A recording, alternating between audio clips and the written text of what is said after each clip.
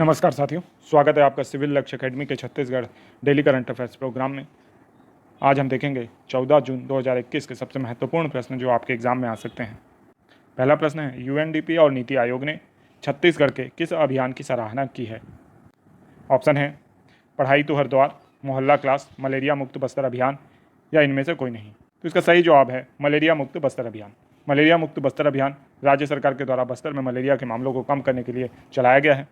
आपको याद हो कि बस्तर क्षेत्र के जितने भी ज़िले हैं वो सब आकांक्षी ज़िलों में आते हैं। आकांक्षी ज़िलों से आशय है कि जो ज़िले विकास की धारा, मुख्य धारा से थोड़े पीछे रह गए हैं और विकास उस गति से नहीं हो पाया है, वहाँ पे ये अभियान चलाया गया राज्य शासन के द्वारा, क्योंकि मलेरिया के मामले बहुत तेज़ी से वहाँ बढ़े थे।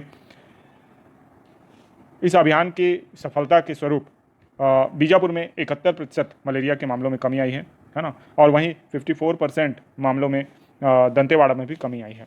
यही अभियान सरगुजा क्षेत्र के ज़िलों में भी चलाया गया। अंबिकापुर ज़िले में 45% मामलों की कमी आई है मलेरिया में। इस तरीके से छत्तीसगढ़ का मलेरिया मुक्त अभियान जो है वो बहुत अधिक सफल रहा है मलेरिया को कंट्रोल करने के लिए। भारत का जो लक्ष्य है कि 2025 तक मलेरिया से मुक्त करना है देश को, तो उस लक्ष्य को प्राप्त करने के लिए ऐसे अभियान और इसकी सफलता बहुत ज़रूरी है। नेक्स्ट क्वेश्चन है, अरपा नदी के किनारे पाषाणकालीन पत्थर एवं औजार किस प्रोफेसर ने प्राप्त किए हैं? तो ये औजार किस प्रोफेसर ने प्राप्त किए हैं अरपा नदी के किनारे? अमित गुप्ता, विनय तिवारी, संतोष त्रिपाठी या प्रकाश गर्ग? तो इसका सही जवाब है विनय तिवारी। प्रोफेसर विनय तिवारी जसपुर में असिस्टेंट प्रोफेसर के रूप में कार्यरत हैं।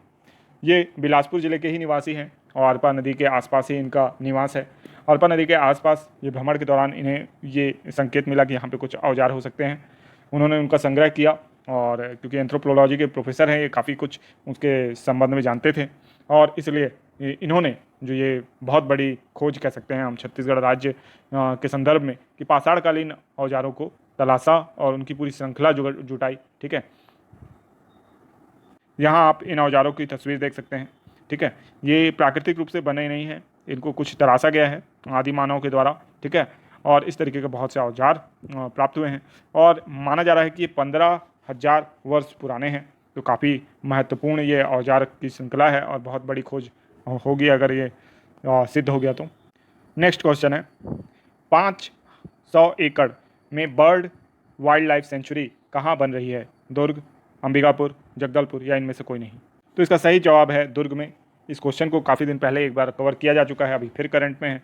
मुख्यमंत्री जी ने प्रवासी पक्षियों का जो यहाँ पे आवागमन है और उसको देखने के लिए जो हमारे छत्तीसगढ़ के निवासी लोलुप रहते हैं, यानी इंटरेस्टेड रहते हैं, तो उसके लिए ये वाइल्ड लाइफ सेंचुरी बनाई जा रही है, बर्ड वाइल्ड सेंचुरी बनाई जा रही है।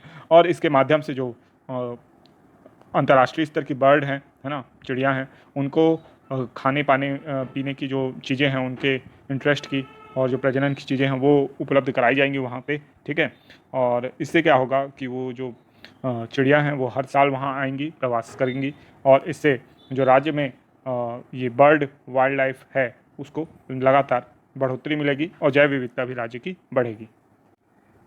नेक्स्ट क्वेश्चन है, छत्तीसगढ़ सरकार ने कोरोना टीकाकरण हेतु कौन सा पोर्टल बनाया है? सीजी टीका, कोरोना कराची या गो कोरोना या रक्षा कवच? इसका सही जवाब है सीजी टीका। ठीक है, सीजी टीका पोर्टल बनाया गया था, लेकिन अब केंद्र ने संपूर्ण टीकाकरण की जिम्मेदारी स्वयं पर ले ली है। लेकिन राज्य सरकार ने भी परचेस किया था बहुत सारा टीका, तो वो राज्य सरकार के पास है, उसकी खेप लगातार प्राप्त हो रही है। ठीक है, तो राज्य सरकार ने सीजी टीका पोर्टल को बंद नहीं किया है, अभी ये चालू है और माना जा रहा है 21 जून तक तो अभी ये चलेगा ही चलेगा। उसके बाद फैसला लिया जाएगा कि इसे बंद करना है या जारी रखना है, क्योंकि कोविन ऐप जो है वो आपका केंद्र स्तर पे है, जो टीकाकरण के लिए ही बनाया गया है ना। और अब ये टीकाकरण जो अगर पूरा जिम्मेदारी केंद्र ले ली है कि वो ही टीकाकरण करवाएगी, ठीक है, राज्य के संसाधन और जो प्रशासन है उसका उपयोग करके, तो फिर इस जो पोर्टल है उसकी उपयोगिता के संदर्भ में प्रश्न चिन्ह लग गए थे। लेकिन राज्य सरकार ने ये साफ किया है कि अभी ये जो पोर्टल है ये जारी रहेगा कुछ दिनों तक। नेक्स्ट क्वेश्चन है, नीति आयोग की रिपोर्ट के अनुसार ग्रामीण क्षेत्रों में रोजगार देने के मामले में छत्तीसगढ़ का देश में कौन सा स्थान है? 25वां, 26वां, 27वां या 28वां? तो इसका सही जवाब है 27वां। तो अभी अभी नीति आयोग ने एक रिपोर्ट प्रस्तुत की, ठीक है, जिसमें राज्य का 27वां स्थान है, जबकि अभी कुछ दिन पहले ही मनरेगा के संबंधित एक रिपोर्ट आई थी कि वन भूमि पट्टा धारकों के संबंध में मनरेगा में रोजगार देने के मामले में छत्तीसगढ़ का देश में कौन सा स्थान है, तो पहला स्थान है। ठीक है, उस दिन उसमें थोड़ी सी मिस्टेक हुई थी क्वेश्चन में, हमने वन भूमि पट्टा अधिकार का उल्लेख नहीं किया था, तो आप उसको करेक्ट कर लीजिएगा। ठीक है, और इस बार जो नीति आयोग की रिपोर्ट आई है तो इसमें बताया गया है कि देश में 27वां स्थान है ग्रामीण क्षेत्रों में रोजगार देने में, तो मतलब मनरेगा में हम रोजगार कम दे पा रहे हैं। ठीक है, वन भूमि पट्टा धारकों को तो हम मनरेगा में रोजगार दे पा रहे हैं, लेकिन आम जन को अभी हम रोजगार उस हद तक नहीं दे पा रहे हैं जैसे कि दूसरे राज्य बहुत अच्छा परफॉर्म कर रहे हैं। तो ये पोजीशन आप याद रखिएगा, 27वां स्थान है। इसके बाद देखते हैं छत्तीसगढ़ सामान्य ज्ञान के कुछ प्रश्न। छत्तीसगढ़ राज्य कृषि विपणन केंद्र कहाँ स्थित है? रायपुर, बिलासपुर, अंबिकापुर या जगदलपुर? तो इसका सही जवाब है रायपुर में स्थित है। ठीक है, तो छत्तीसगढ़ राज्य में कृषि विपणन केंद्र कहाँ स्थित है?